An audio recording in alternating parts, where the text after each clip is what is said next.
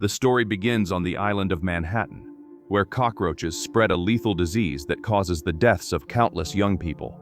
Determined to contain the epidemic before it spirals completely out of control, Dr. Peter Mann from New York seeks the help of entomologist Susan Tyler. Using genetic engineering, Susan develops an insect hybrid known as the Judas insect. The creature is the result of combining a termite and a praying mantis, created to release an enzyme capable of accelerating the cockroach's metabolism until they die from starvation.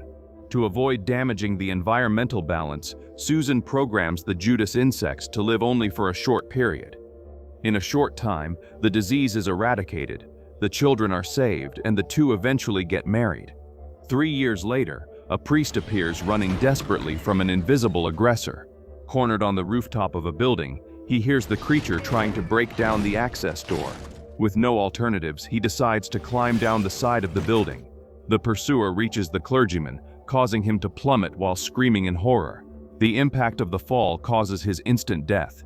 In a nearby building, a boy named Chu witnesses the priest's body being dragged into the sewers, but he does not pay much attention to the event. Meanwhile, Peter and Susan prepare for an insect exhibition. Peter shows enthusiasm about the idea of starting a family and gives Susan a natural tonic that could help her become pregnant. Shortly afterward, Peter arrives at an investigation conducted by the police, where illegal immigrants were found and kept isolated inside a building. His colleague Josh informs him that the residents are showing symptoms of yellow fever. The place also serves as a front for criminal activities and was managed by the same priest who died earlier. Faced with the seriousness of the situation, Peter orders the quarantine of everyone present, including the paramedics who participated in the operation. During the inspection, they find feces spread across the ceiling, and a woman in a hysterical state, deliriously talking about a dark angel that would come to kill her. In another part of the city, Susan arrives at the insect laboratory accompanied by a friend. At the location, they are approached by 2 teenagers eager to sell rare insects.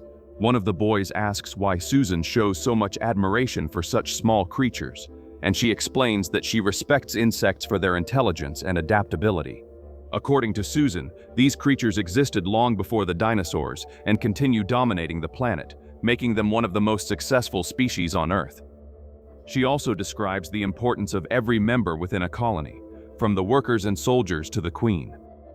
Susan comments that the workers ensure security, gather food, and defend the nest, a structure essential for the survival of the entire colony.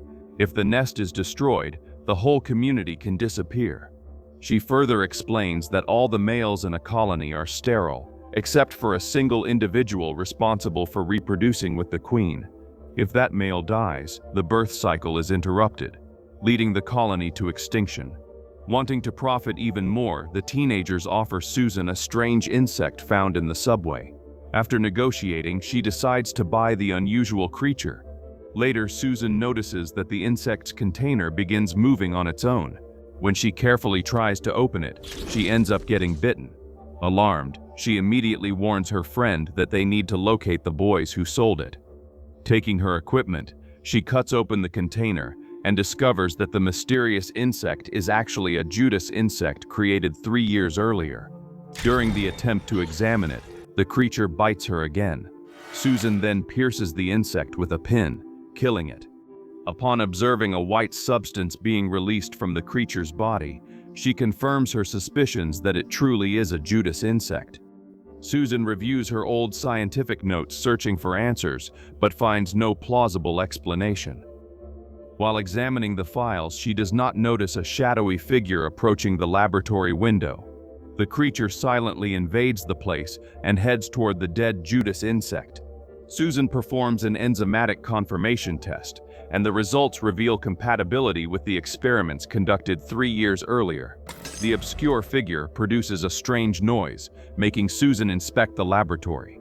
When she returns, she notices that the insect has disappeared, and her equipment is scattered across the floor. She searches through the mess but finds nothing.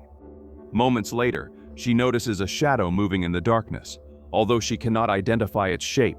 Suddenly, the creature flies in front of her and escapes through the open window. That same night, Troy watches an unusual figure crossing the street toward the building where the illegal immigrants had been found. His caretaker, Manny, checks what the boy is pointing at, but he cannot see absolutely anything. Susan informs Peter Mann that the specimen acquired from the two teenagers is, without any doubt, a Judas insect. Peter is astonished, since he knows these creatures were developed to survive for only a single generation.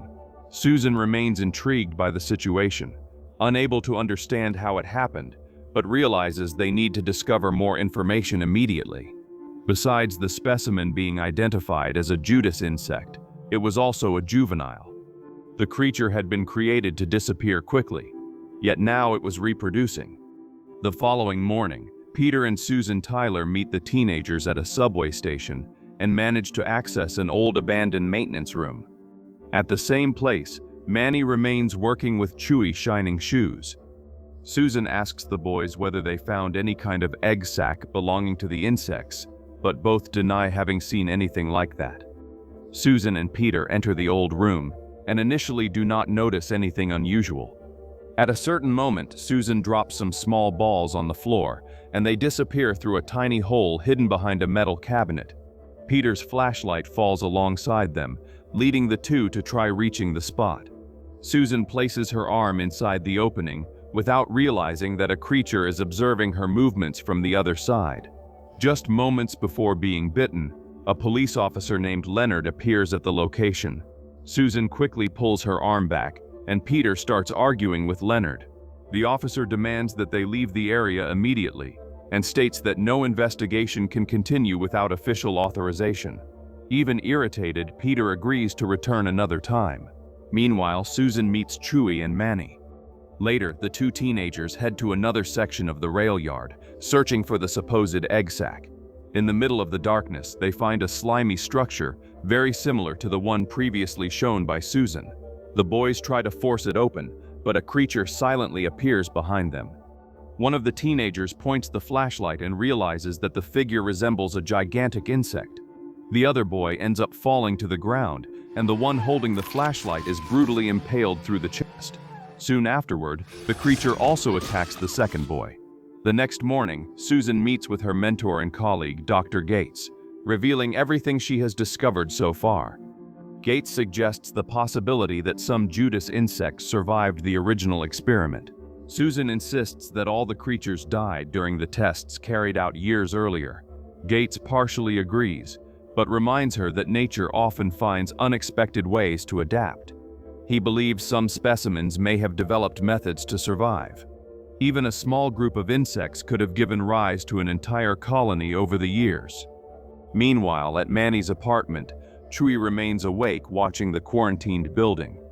Strange sounds begin echoing from inside the structure, awakening his curiosity. The boy enters the place to investigate and finds a chapel completely covered in cloths and dirt. The noises gradually increase until he spots a figure slowly approaching, appearing to be a person wearing a long overcoat. Shortly afterward, another creature appears behind him, and both begin advancing toward him. At a water treatment station, workers remove an unknown creature from the filtration tanks and initially believe it to be the body of a small child. However, after observing more carefully, they realize that it requires the evaluation of an insect specialist. The following day, Susan receives a call requesting her presence at the treatment station. She arrives shortly afterward accompanied by her friend, and together they begin examining the specimen found there, but nothing similar had ever been seen before. As soon as the creature is revealed, Susan immediately realizes it is a Judas insect, although it now measures nearly the size of a dog. Her friend takes several photographs, while Susan requests that all the material be sent to Dr. Gates for detailed analysis. At the same time, Manny realizes that Chewy has disappeared. Upon noticing the boy's window open, he concludes that he may have entered the neighboring building. Peter, Josh, and Leonard return to the railway station and find a huge hole opened in the wall. Equipped with laboratory materials, they enter the place hoping to obtain samples or even locate the Judas insect's nest. Leonard explains that those passages lead to the deepest underground levels of the station and warns that several areas are deteriorated and dangerous. The group then descends several floors below the surface. Meanwhile, Manny tries to contact the police, but his call ends up being ignored. With no alternatives, he searches alone for a way to enter the building and finds a passage leading directly into the sewer system. Carrying only a lighter, he decides to go down. Peter receives a call from Susan, but the signal fails before they can speak properly. Both then arrange to meet at the train station, since Susan needs to reveal what she discovered at the water treatment station. Meanwhile, Dr. Gates analyzes the creature found alongside Susan's friend. After the examinations, he concludes that the specimen is not merely an isolated mutation, but part of a highly developed colony. Shortly afterward, Susan arrives at the railway station and remains waiting for Peter near the entrance. Leonard, Josh, and Peter Mann advance even deeper through the underground tunnels and eventually find a room completely covered with feces spread across the walls and hanging from the ceiling. Meanwhile, Susan Tyler carefully analyzes the photographs taken of the creature found at the water treatment station. Upon observing two specific images, she places parts of the photographs side by side and realizes that the insect's appendages form something resembling a human skull. Shortly afterward, she notices that she is completely alone in the station. Susan decides to walk toward the underground entrance, but spots the shadow of someone standing at the end of the platform. She tries calling out to the figure, but receives no response. Determined to leave, she begins walking away, but the figure reveals its true appearance. It is a gigantic Judas insect the size of a human being. As soon as she notices the creature, Susan runs for her life, but the monster manages to capture her and flies with her into the tunnel. Meanwhile, Peter and Josh continue collecting wall samples while Leonard remains standing on an old wooden platform, observing the abandoned remains of the old subway. A small Judas insect approaches him, and Leonard crushes it without difficulty. Peter notices the situation and runs to warn him, but it is already too late. The two men end up standing on the platform at the exact moment it abruptly collapses. Both fall to the lower level, leaving Josh alone above. Leonard orders Josh to return immediately and get help. Josh hesitates, claiming he may not be able to find the way back, but quickly realizes there is no other alternative, since Peter and Leonard have no means of climbing back up. In another section of the tunnels, Susan awakens and realizes she has been taken to a deep area of the sewers. Around her, she finds several bodies scattered about, including the corpse of the priest who died earlier. Picking up a piece of metal pipe to defend herself, she begins exploring the area, searching for an exit, but finds tunnels spreading in every direction. Shortly afterward, she spots a distant light and follows it. Looking upward, she notices people walking on the city's surface. Susan tries to call for help, but her screams attract the attention of one of the Judas insects. A larger specimen violently charges at her, but Susan manages to impale it with the metal pipe before fleeing desperately. Another insect begins an intense pursuit, but she manages to escape through the opening of a maintenance hatch. Meanwhile, Josh tries to return through the previous path, but ends up getting lost in the tunnels and discovers a large metal door. Upon opening it, he finds countless egg sacs belonging to the Judas insects. Inside the room, he spots one of the creatures, but silently backs away, trying not to attract attention. Moving slowly, he searches for an escape route and notices an opening above him.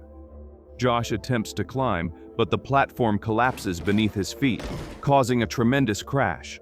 The noise immediately awakens the Judas insect.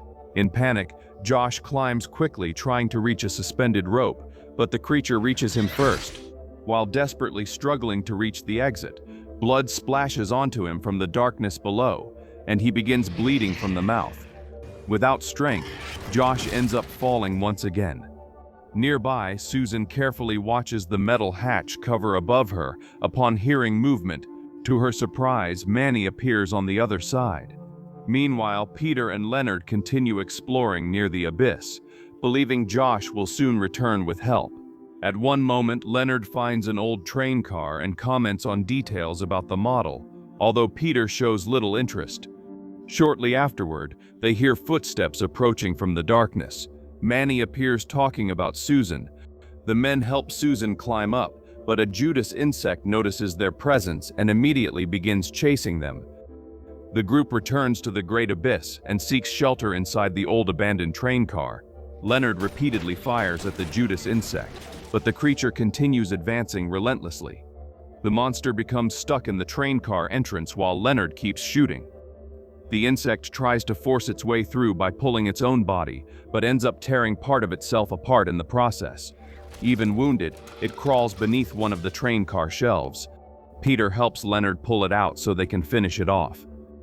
After dragging the creature outside, Leonard lowers his guard, believing it is dead. However, the insect suddenly revives and violently strikes Leonard's leg. The officer reacts by firing several additional shots until finally killing the creature. Afterward, everyone locks themselves inside the train car while Susan treats Leonard's wounds. Manny helps Susan analyze the dead insect, and she realizes something terrifying. The creature has developed complex internal organs, especially lungs.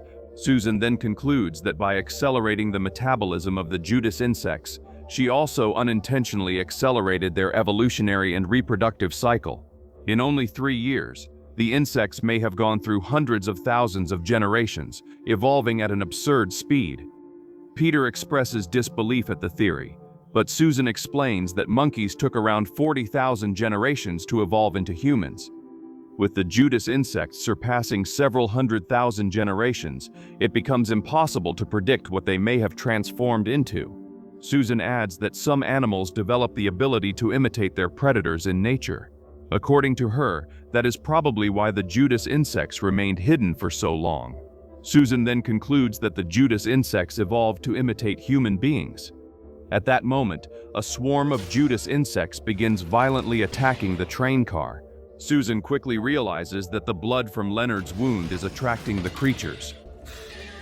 She then removes the scent glands from the dead insect and spreads the substance throughout the train car interior. Susan instructs everyone to cover the openings with the liquid to mask the smell of blood. Peter takes one of the glands and rubs the substance directly onto Leonard's wounds. Shortly afterward, the Judas insects stop the attack and move away. Leonard then finds an old railway map of the station and realizes there may still be a chance to escape. To do so, it will be necessary to switch the tracks and reactivate a fuse box to put the train back into operation and reach the nearest exit. Peter Mann then decides that he and Manny will be responsible for leaving the train car and carrying out the plan. Before leaving, both spread the substance extracted from the Judas insect's scent glands over their bodies to mask the human odor.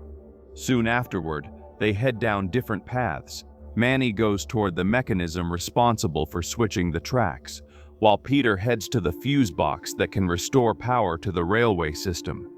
Peter silently advances through the dark tracks until he comes face to face with a gigantic Judas insect. Knowing that any movement could expose him, he remains completely still, while the creature slowly passes over him. As soon as the danger lessens, Peter rubs more of the substance onto his body to reinforce the camouflage.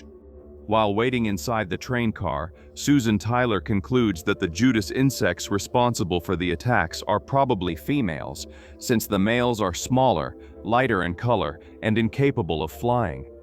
She explains that there is only one fertile male in the entire colony, and that if they manage to find and eliminate it, the whole species may disappear.